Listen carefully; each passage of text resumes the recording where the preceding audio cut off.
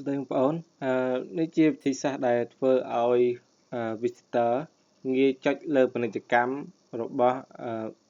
យើងនៅពេលដែលគេចូលមក website របស់យើងតាមរយៈ search engine ដូចជា Google ជាដើមអញ្ចឹងទី1គឺយើងត្រូវដាក់font យើងត្រូវដាក់ចំណងជើងរបស់យើងនឹងពណ៌ខៀវហើយចំណងជើងតូចរបស់យើងក៏ត្រូវតែពណ៌ខៀវដែរ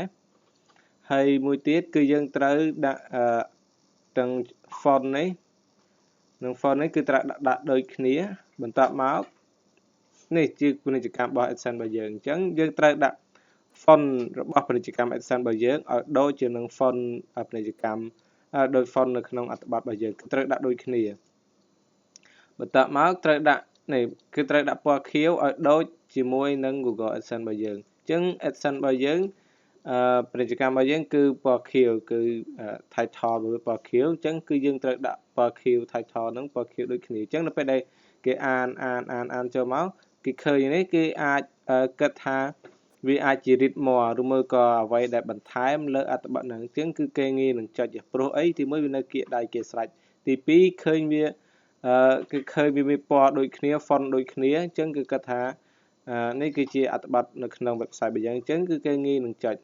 គេអាចចុចភាគច្រើន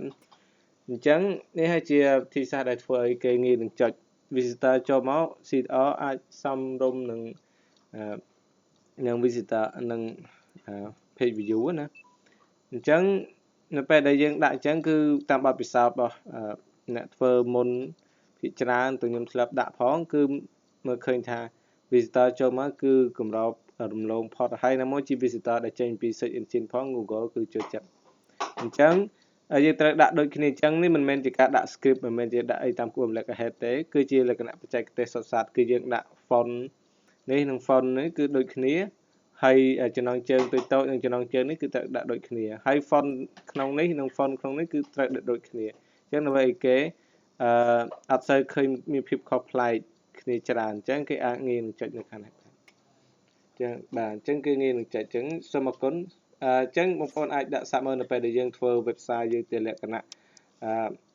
SEO ឲ្យមាន visitor ចូលមកក្នុង website របស់យើងតាមរយៈ search engine ទៅហើយយើងអាចដាក់សាកអញ្ចឹងប្រកាសជាឲ្យតែមាន visitor ចូលគឺគេយើងនឹងបានលុយដោយសារអីគេងាយនឹងចុចដោយសារ font របស់យើងគឺដូចគ្នាហ្នឹងហើយពណ៌ដូចគ្នាស្តៀងគ្នាហ្នឹងគឺគេងាយនឹងចុចអញ្ចឹងយើងងាយនឹងបានលុយច្រើនអូខេអញ្ចឹងសូមអរគុណ